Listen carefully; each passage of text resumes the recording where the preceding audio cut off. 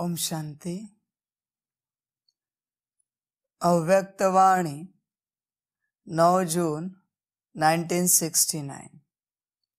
सुस्ती का मीठा रूप आलस्य। 10वां पॉइंट है। अच्छा, आज तो गोपों से मुलाकात करते हैं। अपने पुरुषार्थ में संतुष्ट हो। चल तो रहे हो, लेकिन कितनी परसेंटेज में? जो समझते हैं हम 75% श्रीमत पर चल रहे हैं, वह हाथ उठाए। उस समय कईयों ने हाथ उठाया। अच्छा, मुख्य श्रीमत क्या है? मुख्य श्रीमत यही है कि ज्यादा से ज्यादा समय याद की यात्रा में रहना। बाबा कहते हैं, अच्छा, आज तो गोपों से मुलाकात करते हैं। बच्चों को यह समझना है कि गोप कौन और गोपिकाएं कौन।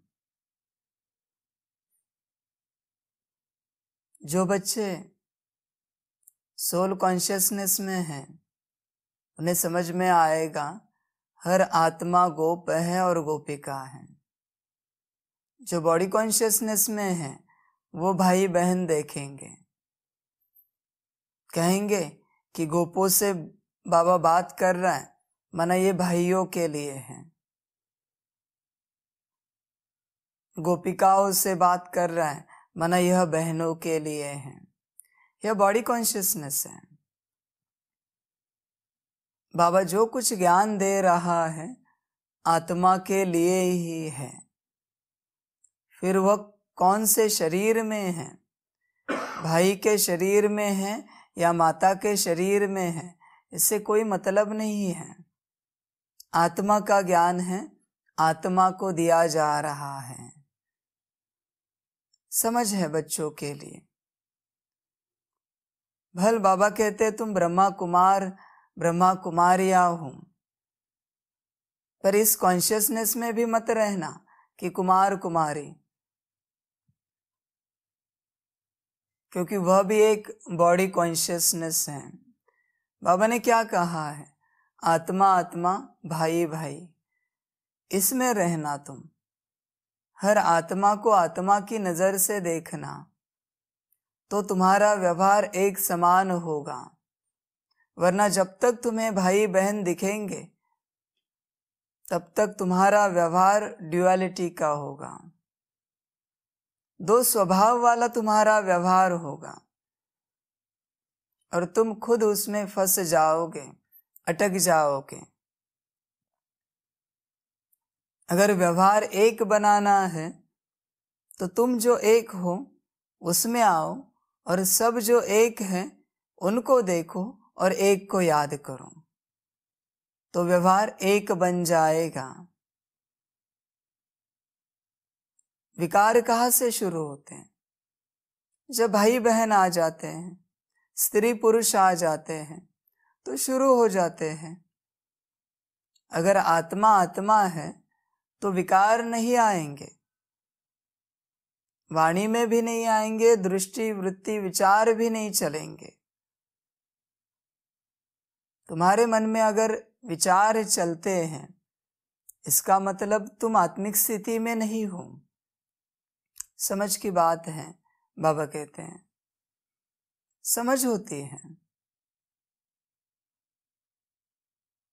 सभी बच्चे अपनी समझ को चेक करें। तुम्हें अगर आत्मा आत्मा, भाई भाई दिख रहे, तो हर रूप से तुम आत्मा ही समझोगे। समझ है। बड़ी बातें हैं। बाबा कहते हैं यह पढ़ाई कोई मामूली पढ़ाई नहीं है। आत्मिक स्थिति में आने की दुनिया की सबसे बड़ी पढ़ाई है, और इस पढ़ाई की डिग्री स्वयं बाप देने वाला है बच्चों को। उसके सामने आपकी डिग्रियां कुछ नहीं है इस दुनिया की। यह डिग्री जिसने पाई उसने 5000 साल के लिए सौभाग्य पाया।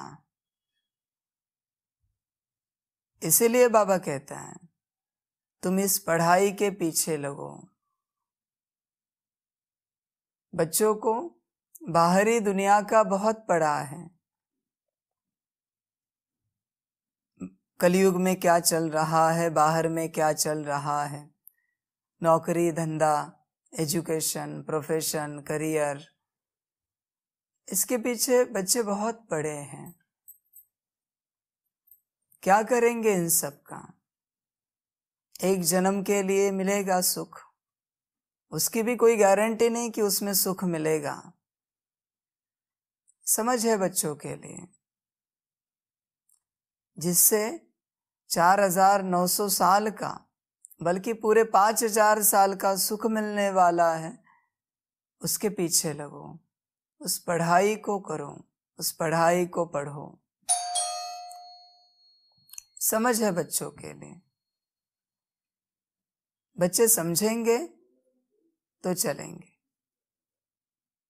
नहीं समझेंगे तो नहीं चल पाएंगे। यह ज्ञान समझ का है।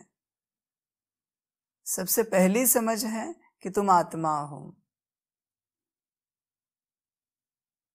यह समझ अगर तुम्हारे पास है तो ही ज्ञान में तुम्हारा विकास हो सकता है। जिसने समझा मैं आत्मा हूं, उसके लिए एक मुरली की एक लाइन भी इनफ है पूरे जीवन के लिए। पुरुषार्थ हो गया, जीवन सफल हो गई। और जो बॉडी कॉन्शियसनेस में है, पूरे 100 साल भी ज्ञान सुने फिर भी उसे लगेगा कि और ज्ञान मिले, और क्या क्या मिले, कहां कहां से मिले। Body consciousness. तुम आत्मा हो। बाबा कहते मैं परमात्मा हूं। तुम्हें आत्मा समझ के मुझ परमात्मा को, मुझ बाप को याद करो, ज्ञान पूरा हो गया। यह जो कुछ हो रहा है वह ड्रामा है। ज्ञान पूरा हो गया। और क्या ज्ञान बताए? इन 3 बातों को समझाने के लिए विस्तार करना पड़ता है, वरना जो समझ गए वो समझ गए। समझ है बच्चों के लिए। तो बाबा कहते हैं अच्छा, आज तो गोपों से मुलाकात करते हैं, आप अपने को क्या समझते हैं चेक करना। अभी भी यह शब्द इस्तेमाल करने के बाद बच्चों को लगता है कि हाँ हमारे लिए मुलाकात है, माना जो भाई है उन्हें लगता है कि हमारे लिए मुलाकात है, तो आप बॉडी कॉन्शियसनेस में हैं। और माताओं को अगर लगता है कि हाँ भाइयों से बाबा बात कर रहे हैं, तो माताएं भी बॉडी कॉन्शियसनेस में हैं। गोप हर आत्मा है, गोपिका हर आत्मा है, ध्यान रखना। बाबा पूछते हैं अपने पुरुषार्थ में संतुष्ट हो? सभी बच्चे चेक करें अपने पुरुषार्थ में संतुष्ट है क्या। पुरुषार्थ में कभी संतुष्ट नहीं होना चाहिए। जिस दिन तुम पुरुषार्थ में संतुष्ट हो जाओगे, तुम्हारा उत्तरायण शुरू हो जाएगा। इसलिए पुरुषार्थ में संतुष्ट नहीं होना, और बढ़ाना और बढ़ाना। रोज पुरुषार्थ बढ़ता जाए। हाँ, आज तो 8 बार मुरली की बस हो गया, खत्म हो गया पुरुषार्थ। शायद कल ड्रामा 16 बार करने वाला था, पर आप संतुष्ट हुए। ड्रामा कहता है वाह ड्रामा वाह, बस हो गया। जब बच्चे संतुष्ट हो जाते हैं, ड्रामा रुक जाता है और जब बच्चे असंतुष्ट रहते हैं, ड्रामा चलता रहता है। असंतुष्टता को दूसरी भाषा में, बाबा की भाषा में तड़प कहा जाता है। अगर तड़प है पुरुषार्थ के प्रति तो पुरुषार्थ बढ़ता जाएगा, लेकिन लगता है कि बहुत किया तो घटता जाएगा, स्थिति उतरती जाएगी। बच्चों को बाबा कितनी बार श्रीमत देता है, पर बहुत कम बच्चे हैं जो सदा श्रीमत पर चलते रहते हैं, और बहुत सारे बच्चे हैं श्रीमत पर चलना जिनके लिए कठिन हो जाता है। श्रीमत पर चलना किसके लिए कठिन होता है पता है? जिनकी दिल सच्ची नहीं है, जिनके दिल साफ नहीं है। दिल साफ तो मुराद हासिल। ध्यान रखना, श्रीमत पर वही चल सकते हैं जिनकी दिल सच्ची है। जिनके दिल में खोट है वो नहीं चल सकते। आप अपने को चेक करना, अगर आप नहीं चल सकते वरना कुछ न कुछ खोट है आपके दिल में। सच में ये है, आप अपनी चेकिंग करना, आपको मिलेगा। आपको लगता होगा कि नहीं बाबा ऐसी तो कोई बात नहीं है, हमें समय नहीं मिलता। खोट है इसलिए तो समय नहीं मिलता।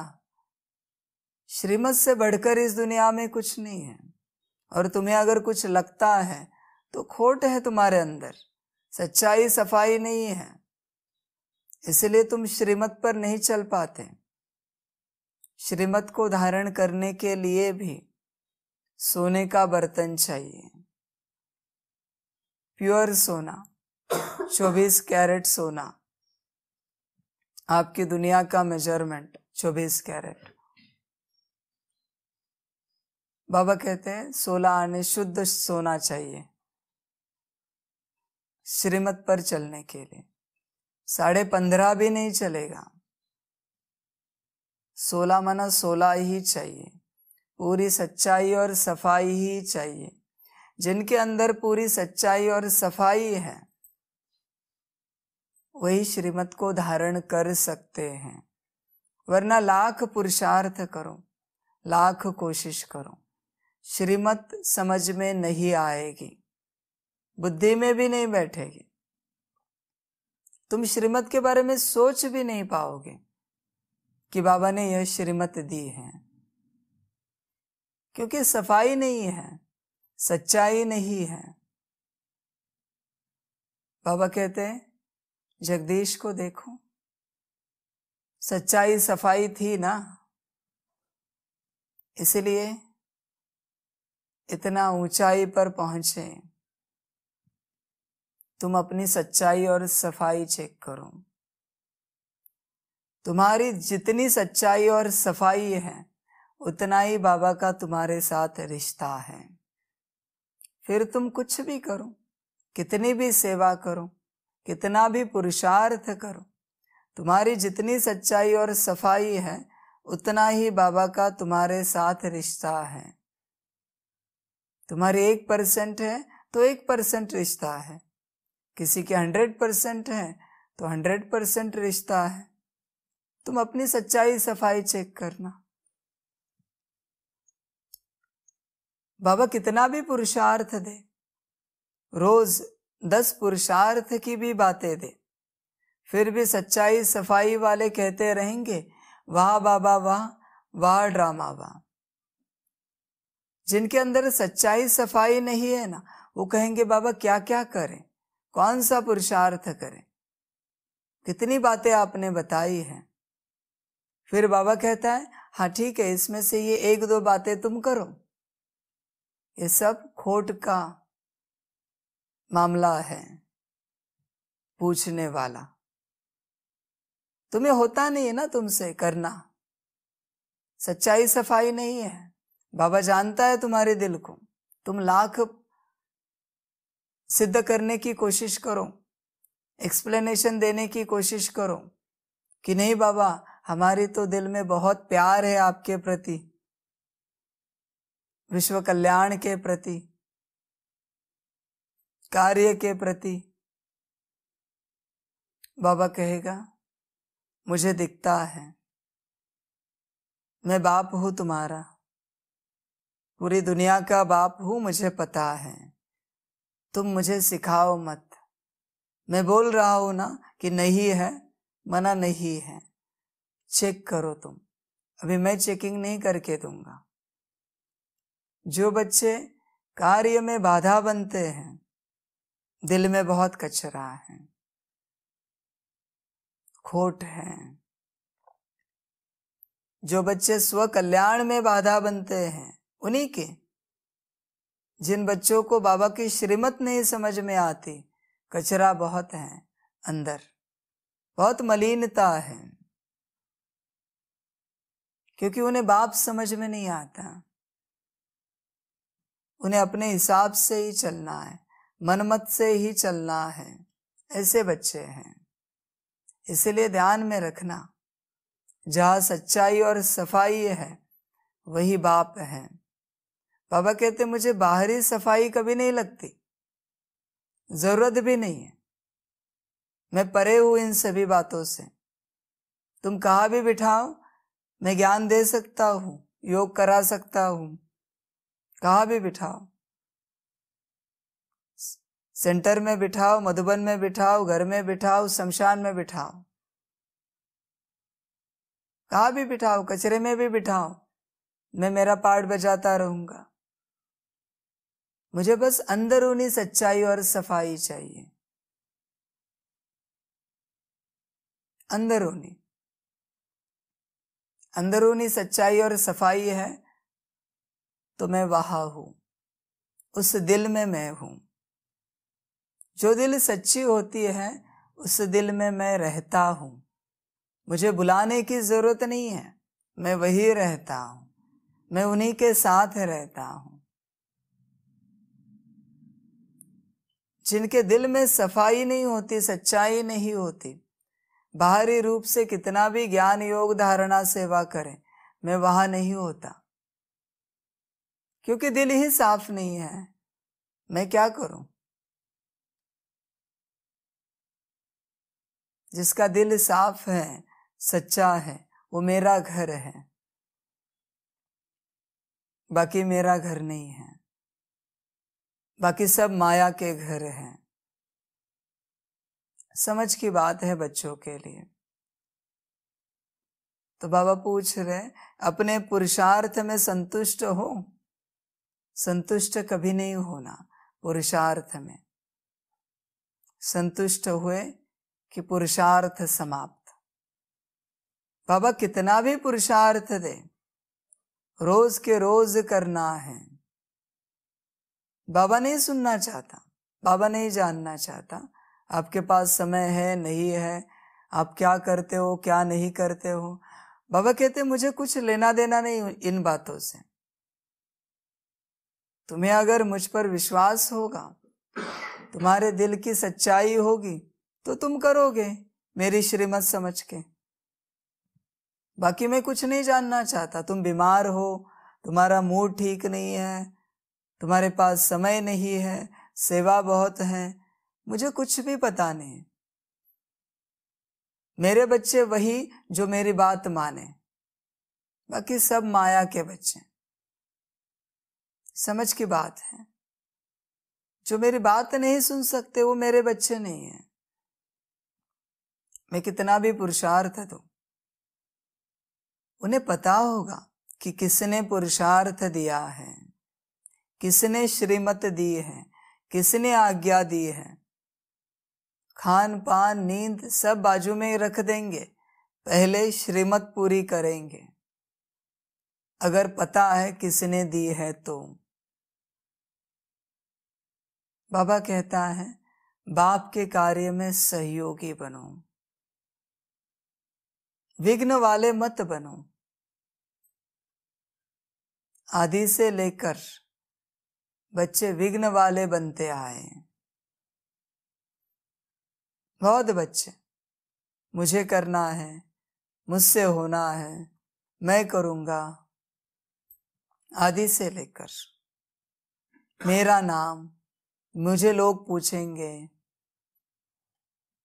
मुझे जानेंगे, मेरी चर्चा करेंगे। बाबा कहते हैं ये सब मायावी बुद्धि वाले बच्चे हैं। सच बोले तो यही सब असुर हैं जिनके विघ्न पड़ते हैं यज्ञ में। असुर का टाइटल देता है बाबा, जिससे विघ्न पड़ता है वो असुर है, बाकी हम नहीं जानते वो कौन है। यज्ञ में जिससे विघ्न आता है वो असुर है।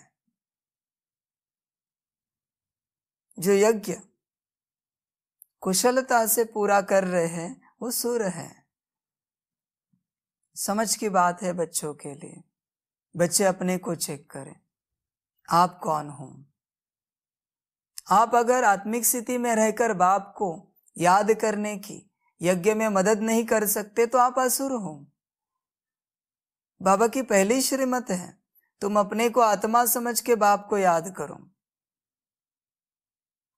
बाकी सेवा वगैरह छोड़ दो, ये तुम्हारा काम नहीं है। बाप जाने कब करना है, कैसे करना है, किससे करना है। तुम्हारा जो काम है वो तुम करो। तुम्हें श्रीमत दी है 8 घंटा मुझे याद करो आत्मा समझकर,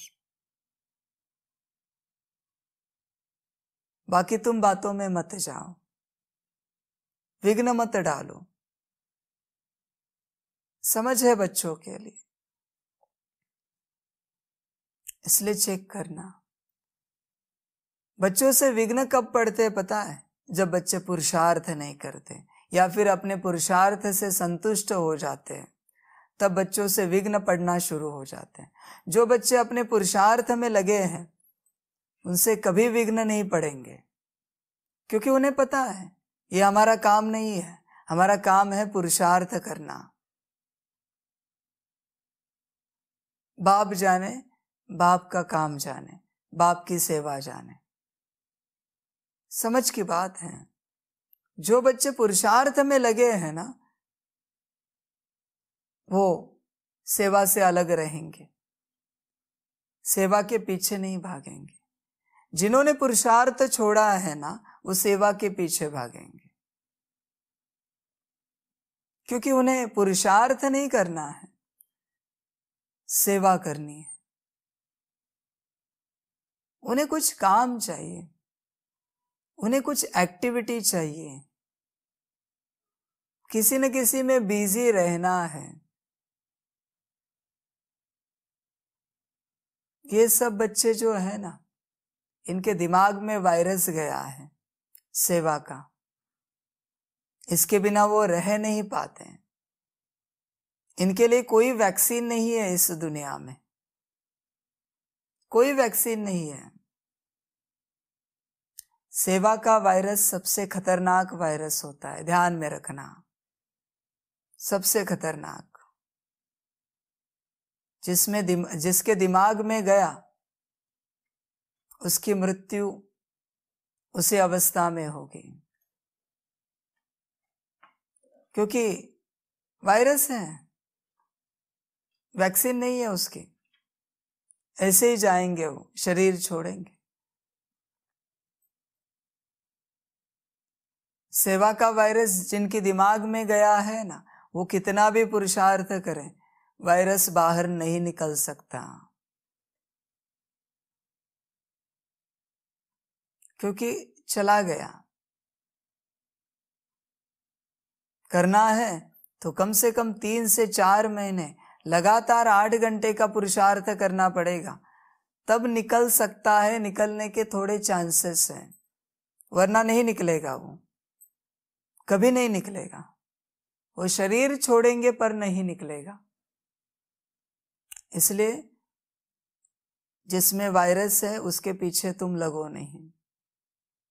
तुम्हारा काम है पुरुषार्थ करना, आत्मा समझ के बाप को याद करना। बाकी तुमसे बाप को जो करना है बाप करेगा, नहीं करना है तो नहीं करेगा। तुम सेवा के बारे में सोचो नहीं। सेवा के लिए श्रीमत ली जाती है, सोचा नहीं जाता कभी भी। बाबा को जब करानी है, तुम्हारे मन में संकल्प देगा, तुम्हारी बुद्धि को चलाएगा। अगर मन चले, बुद्धि चले, तो आके बाप से पूछो, बाबा इस दिशा में मन चला है, बुद्धि चली है, क्या करें? बाप बता देगा श्रीमत, करनी है तो, नहीं करनी है तो बताएगा, नहीं इसे छोड़ दो, तुम पुरुषार्थ करो, बात खत्म हो गई। बाबा को पुरुषार्थी बच्चे पसंद हैं, सेवाधारी पसंद नहीं है। सेवाधारी सेवा के वश है, परवश है, और पुरुषार्थी अपने में रह के बाप के पास रहते हैं। जो पुरुषार्थ करते हैं वही बाप को पसंद है। समय मिला बैठे बाप की याद में, समय मिला बैठे बाप की याद में, ऐसे बच्चे बाप को पसंद हैं। ऐसे नहीं कि समय मिला करते रहे सेवा, थोड़ा 10 मिनट मिले कुछ न कुछ सेवा, आधा घंटा मिले कुछ न कुछ सेवा। तुम्हारे सेवा करने से क्या कल विश्व कल्याण पूरा होने वाला है क्या? हाँ, पर तुम्हारे पुरुषार्थ करने से निश्चित रूप से कल तुम्हारी अवस्था पूरी हो सकती है। तो तुम्हें समझ होनी चाहिए तुम्हें करना क्या है, समझ होनी चाहिए बच्चों को। समझ नहीं है ना, बच्चे समझते नहीं क्या करना है क्या नहीं करना है। इसलिए अपने पुरुषार्थ से कभी संतुष्ट नहीं होना। संतुष्ट हुए कि आपका ड्रामा समाप्त हुआ।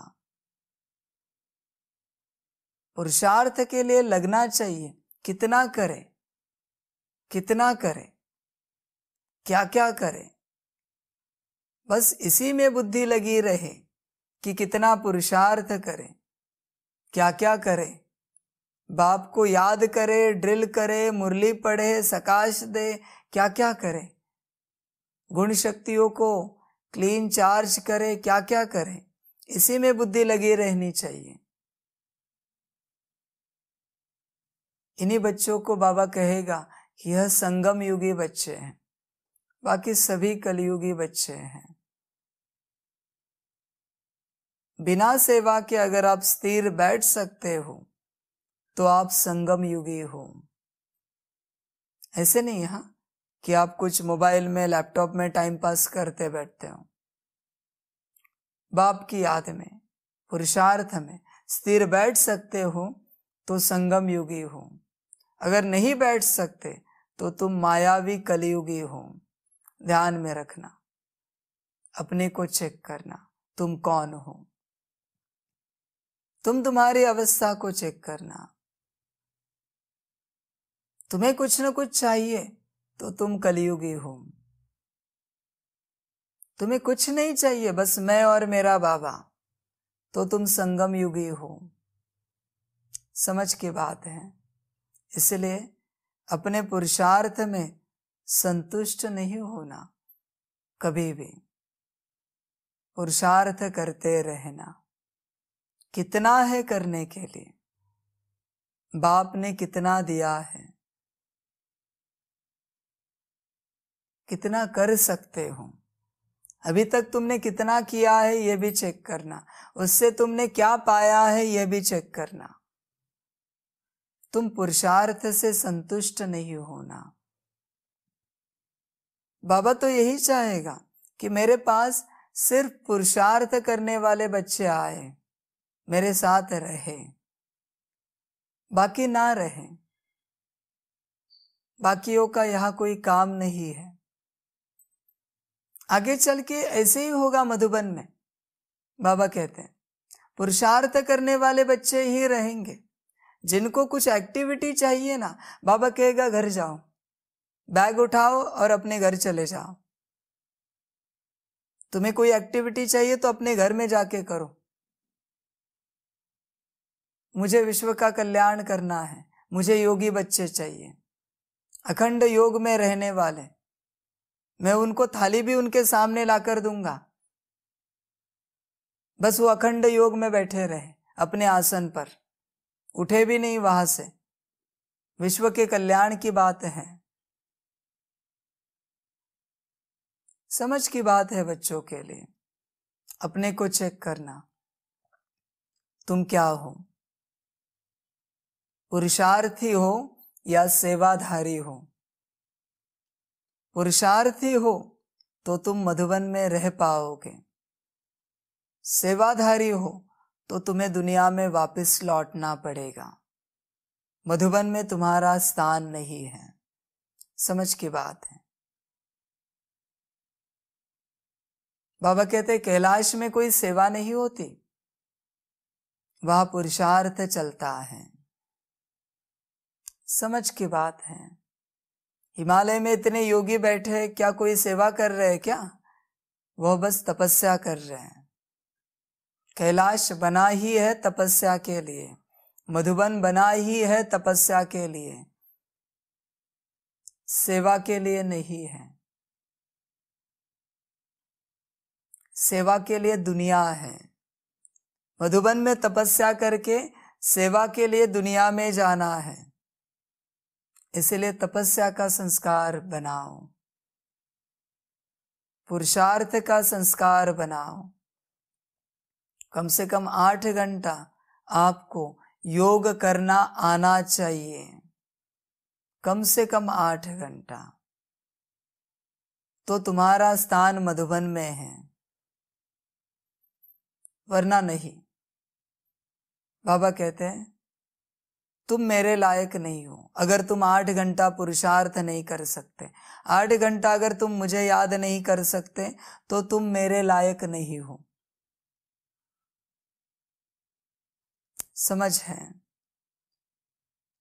इसलिए अपने पुरुषार्थ में संतुष्ट कभी नहीं होना, पुरुषार्थ करते रहना, बढ़ाते रहना, उसी में तुम्हारी भलाई है और विश्व का कल्याण है।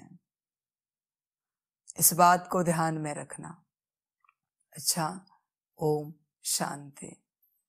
सभी बच्चों को बाप की पदम गुणा याद प्यार, गुड आफ्टरनून और नमस्ते। सदा खुश रहना, मौज में रहना और बाप की याद में रहना। श्रीमत पर सदा चलते रहना। बाप की श्रीमत है पुरुषार्थ करना, तो पुरुषार्थ करते रहना।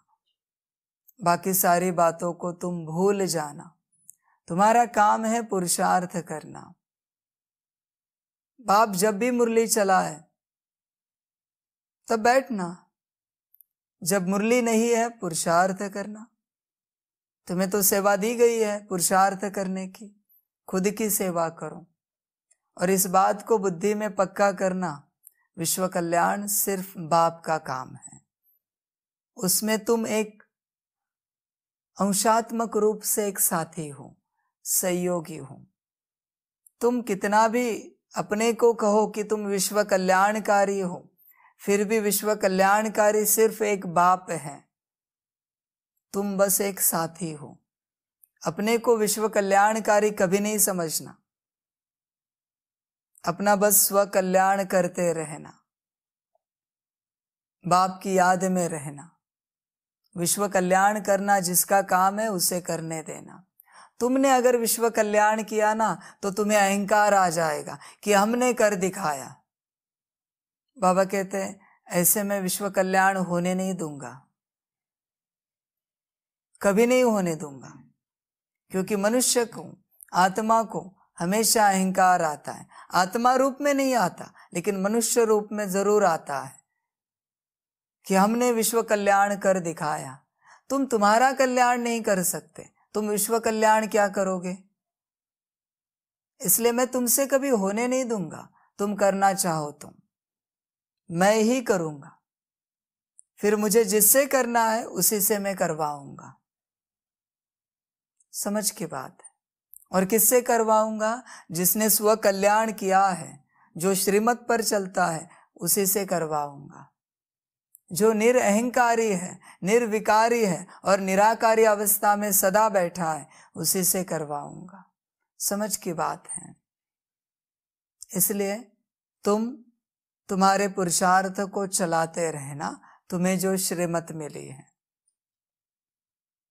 अच्छा, ओम शांति।